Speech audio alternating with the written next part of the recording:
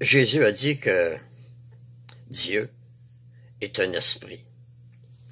On ne peut pas voir un esprit et on ne peut pas se faire une image. Il a dit Dieu est esprit et ceux qui l'adorent doivent l'adorer avec l'esprit et la vérité. Et Dieu, il cherche des adorateurs comme ça. Pensez-vous que c'est adorer Dieu, l'adorer avec des images, avec des statues ou des crucifix? Dieu a dit à Moïse, un des 10 commandements, il dit, tu ne te feras aucune image taillée et tu ne t'inclineras pas devant elle. Parce qu'il est un Dieu jaloux. Dieu veut être adoré lui seul. Et il ne partage pas sa gloire avec une idole muette. Mais pourquoi aussi que Dieu ne veut pas qu'on s'incline devant les idoles et qu'on les prie? On va lire ensemble le psaume 115 et on va lire les versets 4 à 8. C'est écrit au verset 4. Leurs idoles sont de l'argent et de l'or. Elles sont l'ouvrage de la main des hommes. Elles ont une bouche et ne parlent pas. Elles ont des yeux et ne voient pas. Elles ont des oreilles et n'entendent pas. Elles ont un nez et ne sentent pas. Elles ont des mains et ne touchent pas. Des pieds et ne marchent pas. Elles ne produisent aucun son de leur gosier.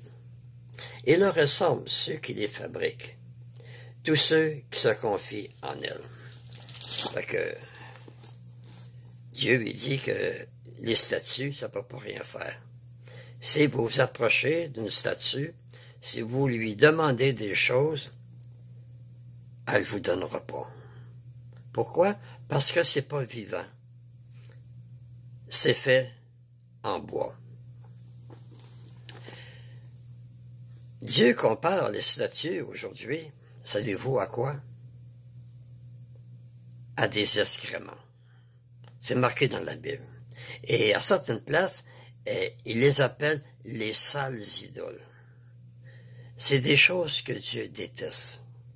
Et il dit même de ne pas faire rentrer ça dans votre maison. Parce que c'est des choses qui sont vouées à la destruction. Il dit, tu devras les avoir en parfait dégoût, et tu ne désireras pas l'or et l'argent qui sont sur elles. Dieu dit aussi, vous brûlerez au feu les images taillées de leur Dieu. Ça ne veut pas dire vraiment de les brûler, mais il veut qu'on se débarrasse de ça, parce que ce sont des mensonges.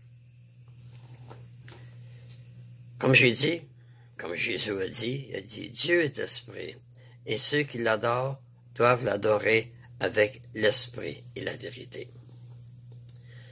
L'apôtre Paul aussi en a parlé. Il a dit, nous marchons par la foi et non par la vue. On n'a pas besoin de voir quelque chose pour adorer Dieu. Pour pouvoir parler à Dieu, on doit passer par Jésus. C'est par le nom de Jésus qu'on peut demander des choses à Dieu. Puis il a dit, demandez et vous recevrez. Oui, il dit, tout ce que vous demanderez au Père en mon nom, il va vous le donner. Dans l'Apocalypse, c'est écrit que les fornicateurs, les menteurs, les idolâtres vont être jetés dans le lac de feu. Pour eux, il n'y a pas de résurrection. C'est la seconde mort. Fait que, aujourd'hui, il y a des personnes qui s'inclinent devant la croix. Savez-vous qu'avant Jésus, il vient, qui donne sa vie, la croix était adorée. C'est un symbole païen. Et les chrétiens, aujourd'hui, adorent la croix. Il y en a qui en portent dans leur cou, il y en a qui en portent sur les oreilles. C'est une idole Qu'elle soit petite, qu'elle soit grosse, c'est une idole. Dieu n'aime pas les idoles. Il y en a même qui font des vidéos sur l'Internet et ils parlent de la Bible. Il y en a qui ont la croix dans le cou, une grosse croix. Il y a des prêtres qui parlent de la Bible avec une grosse croix dans le cou. Il y a d'autres personnes aussi qui parlent de la Bible. Ils ont le dessin d'une croix à côté d'eux. La croix, c'est un symbole païen. Ça n'a aucun rapport avec la Bible. Même si Jésus serait mort sur une croix, on ne doit pas adorer la croix. C'est juste un instrument. Si Jésus aurait été mort sur une chaise électrique, est-ce qu'il faudrait adorer les chaises électriques? Non, mais c'est pareil pour la croix. Même si Jésus est mort sur une croix, il ne faut pas adorer les croix. La croix est une idole, comme les statues. Et puis, comme j'ai dit au commencement, Dieu a dit à Moïse, tu ne te feras aucune image taillée. La croix a été taillée par un homme. Fait que c'est une idole.